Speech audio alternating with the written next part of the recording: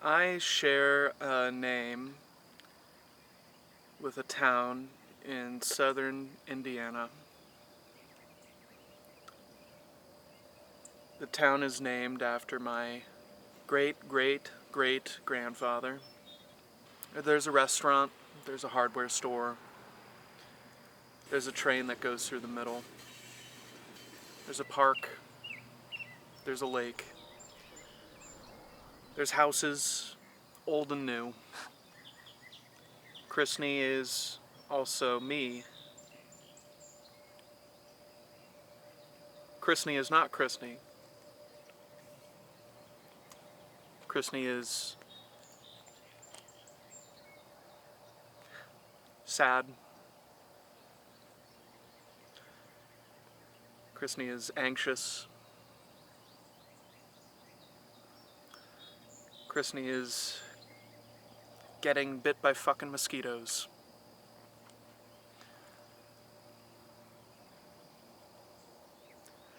Chrisney brought their dad for one last road trip.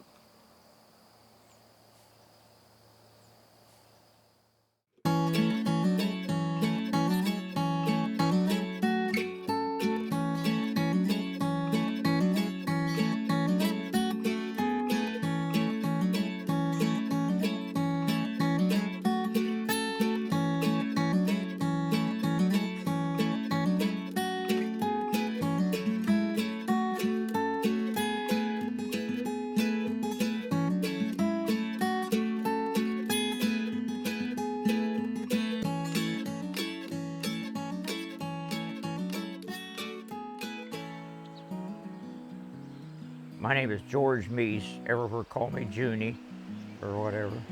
And I've lived in Christian 65 years, but I didn't grow up here. I came from an agriculture background. And Chrisney is absolutely an agriculture town.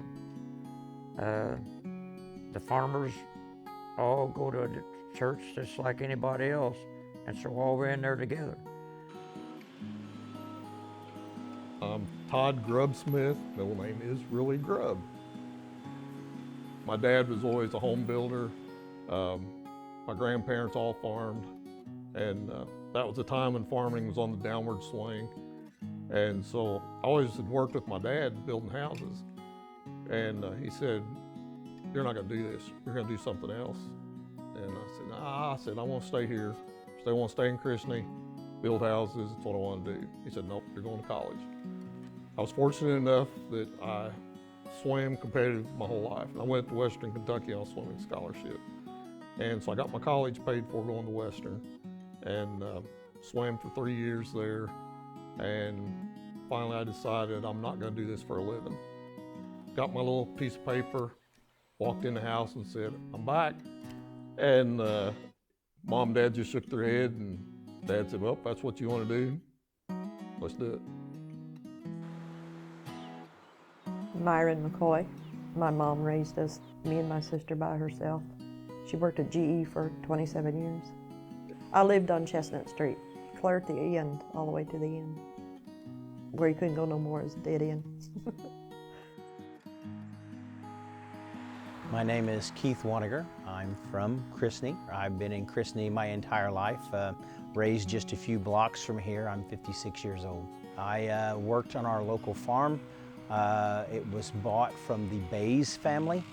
I currently live in the Chrisney subdivision, east of town here, so all of my land was purchased from the original Chrisneys. My grandmother and grandfather, they owned a slaughterhouse, and every child in Chrisney at that time would go pick strawberries. I picked strawberries when I was in the fourth, you had to be in the fourth grade.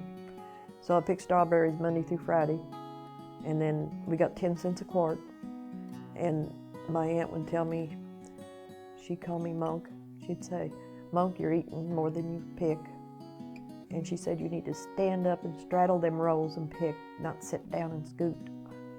They were paid by the court because everybody wanted to eat strawberries, right? Well, we couldn't pay you for what you eat, so they only paid by the box or the quart that you picked. In the truck, they'd take them to different stores around locally here, and they'd sell them. The Christney strawberries live on. My name is John Graham. I do utility work. I was born in Spencer County, out in the country not too far from here. I first come to Christney working with them. I was in a summer youth program. John, his senior year in high school, he had worked for the town growing up, mowing and doing odds and ends. And I'd done work along the lake, cutting brush and so forth. And his senior year in high school, the guy that was the town manager had a drinking problem. Just so happened the high school principal, Leroy Meyer, or I said high school, the grade school principal, Leroy Meyer, was on the town board at that time. And the town board was really getting fed up with him because he wasn't getting stuff done. And right at that time, the gentleman that was taking care of the utilities had come in and thrown his keys in and said he was quitting. And the principal, Leroy Meyer at the elementary school, knew John and really liked him. And one day he came up to John, he said, "How'd you like to be town manager?" And he come and inquired if I would be interested in working for him. John said, "Well, I'm still in high school." And he said, "Well, we're getting rid of this other guy." And John said, "Well, I've got to graduate yet." And he said, "I'm principal up here." He said, "We'll make that happen." He said, "If you want the job, it's yours." And I was just 17 at the time, and I said, yes, I would be. So John started that when he was 17 years old, being the town manager, still in high school, and he managed the town, and he's still doing it. So my senior year, I went to Heritage Hills part of the morning, then come here and work the rest of the day. Projects here in town, there's been a lot of different ones over the years, and as far as a favorite one for me, is probably something to do, it may sound crazy, the walk trails up at the Christney Park. I worked up there, volunteered at the golf course, and we worked up there on buildings and things like that. Christney had, that was before we had city water. Everybody around here had cisterns or pumps or something. We built that city lake out there. Before the water even got in the lake, I walked across it with my Aunt Irene. My sister Pam, she walked with us. And then after that city lake was built, then we ended up with city water. Then when it filled up, Aunt Irene wanted us to ride in the boat. None of us would get in the boat with her. So we just let her, she went on across in the boat and come back. And that's where John came in. John was over that. And they have had a lot of influence on people out walking and getting out to see their community and enjoying it. You know, I mean, I feel like that brings people out together in camaraderie or doing something good out in the community. Walking, because that also takes you to the golf course, the ball fields, the lake, and other things up there that you get to see the different amenities that's in your community. I'm also part of our fire department, and you see local departments trying to raise funds like ours for different things, and you find people coming out, you know, to support you at your dinners and whatever way you're trying to raise the funds for whatever it is. The first fire department was built and started in this building that you're sitting in. We bought a used pump from Rockport in 1937, and it was built here. My grandfather is in the original picture. My dad was on the fire department. My son is on the fire department, and I think we're kind of a long way from anywhere. And when things happen, and they do, volunteers is what makes Indiana special and this town special. They used to have a fall festival that was where the fire station is now. They'd block off the street from the highway up to the end of the next block. For a while, it was on Main Street. Currently, it was also then where the fire station used to be the town hall. It closed off from Main Street all the way up to the Chestnut Street. And it would start basically on a Thursday and run through Thursday, Friday, Saturday, and the whole town shut down. Everybody came to the Christney Fall Fest. The kids, that was when Christine had a high school, and all the kids would get down there, they'd get out of school early, and the whole town went to Christine Fall Fest. We all stayed on the street or the sidewalk, and then they'd go on Main Street too. But they had like food booths and then they called go fishing. They'd give you a fishing pole with and then they'd put something on the end of it on the other side of the screen. Then they had the thing you could pay to have somebody picked up and put in jail for play, and they had a jail in the firehouse. When we get together and have the Fall Fest, of how all of our folks are together and united and we all support one another. You know, the Boy Scouts and the Girl Scouts are well supported, and maybe I don't know the little kid, but I know either the parent or even the parent's parent. And that's what the fondest memories are of this place. This is kind of a dark side on Christine. Christine was big into the Ku Klux Klan at one time. If you go down by where the post office is now, on the other side of the railroad track, there's a big open square. And that was the Klan corner down there. It was before my time. I know people and families, I've got pictures from down there. When we had the sesquicentennial, we had some of those pictures, and we chose not to use them because there's still families associated with that. And we thought, you know, there's no good to come out of it. So I've got them put away. But Christine was big on that. Christine has never had a history of black people living in it. It's not a problem. There is people now, black people that live in Christine, and they're welcome. There's no issues, but I think that does stem back from that time when they weren't welcome here. But that's in the past. Christine does have a long history of fire. When Opie's burnt, your grandfather's great-great-great-grandbrother's store burnt, that was during my lifetime. Yeah, the day Christine called on, or the night, about 3 o'clock in the morning, my son-in-law called and said, I think Christine's on fire. They called the fire department, and I took off and came down here and stood at the Shell station and watched. I thought my hometown was burning down. At that time, I was living outside of Christine in the country, and I heard the page and I left from home, which my home from there to here is probably 9 miles when I used to live in the country. And I made it probably 6 miles in, and I could see the flames. At that time, it was a bar. Before that, it was Youngblood's funeral home, furniture store. And I forgot, John Graham can tell you how many gallons of water they put on that fire. You know, that set into me, you know, because when you're 6 miles out of your town and you get to a hill and you can see flames, you know, aglow, you know that's a bad situation. There's a Methodist church that is located up by the elementary school, and it was built 3 times, I believe, and every time it burnt down. Actually, the house that is across the street from where the Methodist church was, my aunt and uncle, Fay and C.T. Grubb, used to live there. And that house was built by J.B. Christine for his daughter to live in. And she lived there for years, and then they sold it to the Methodist church, and the Methodist church used it for a parsonage for several years, and the house is still there in good shape now.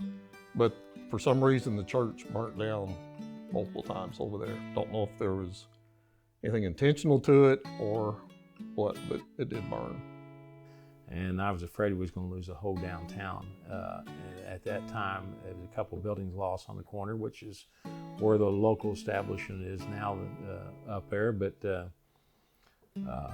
that was something that really dug in your heart, because we could have lost the whole block. The townspeople take those things and build it back, and it's another church back there doing its thing. And I thought they did a wonderful job of keeping it from burning down the entire Main Street and saving the history that way. And I've seen pictures of that in the history book. Wondered how you ever come back from it, but they did. And now that's been rebuilt into something else, not quite of the same old style, but resilience is there, so that's good. When there's storms, we've got a basement here at the church, and we'll put it out on on Facebook page and stuff. The basement will be open at Christian Baptist Church. If anyone needs a basement, it's unlocked. You know, we had tornadoes and weather conditions and things like that. And the homes that we had, you know, was the older homes, and they were built pretty good. And Christian held up with that. And we've had people say, well, you know, it's not going to be till like 2 o'clock in the morning. Is somebody going to be there? It's like, no, we just unlock the door and put a note on the door, last one out, lock the door when you leave. They're like, aren't you worried about something disappearing? And it's always a mindset. You know, if they take it from the church, they need it worse than we needed it. And it's just always been that way.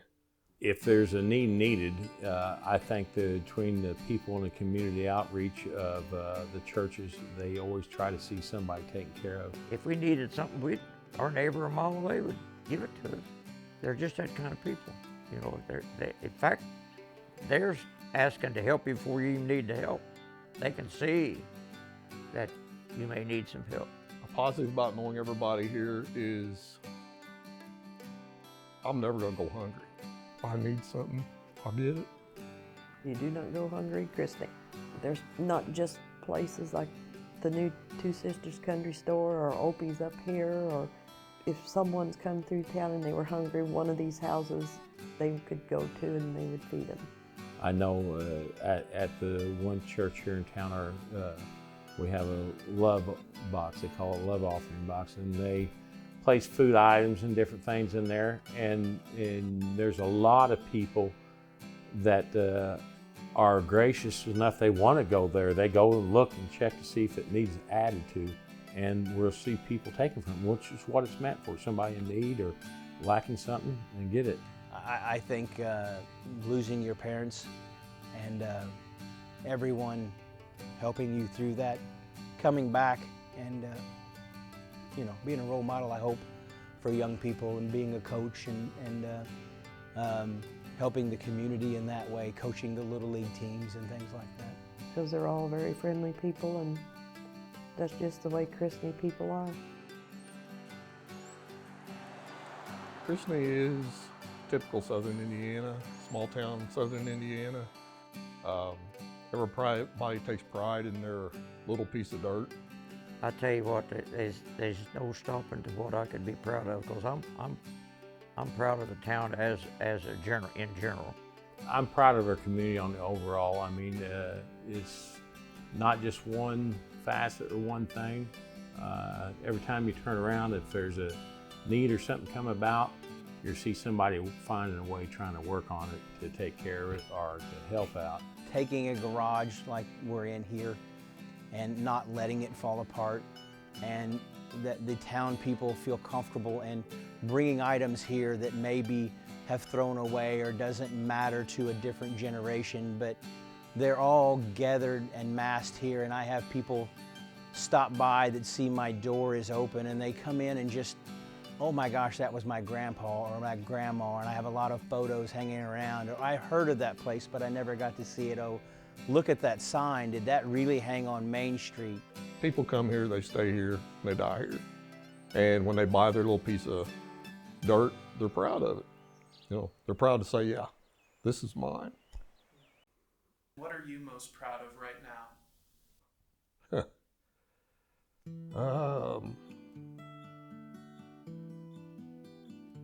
I'd say that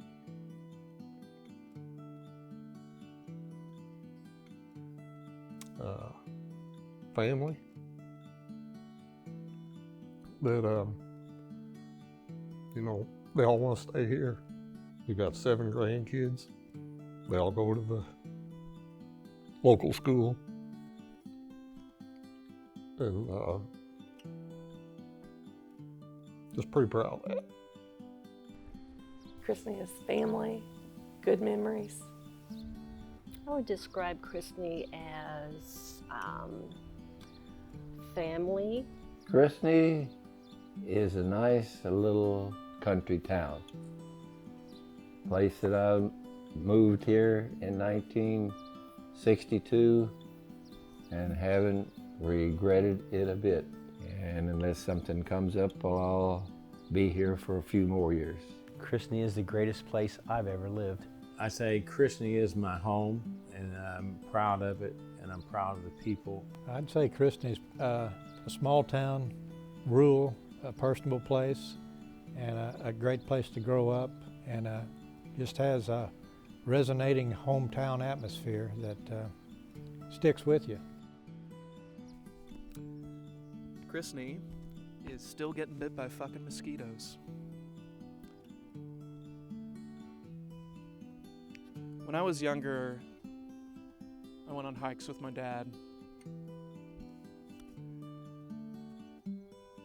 And every so often he would stop in the middle and tell me to wait. And we'd stop halfway through the hike. It was a small hike. And he would tell me to listen. To be quiet and listen.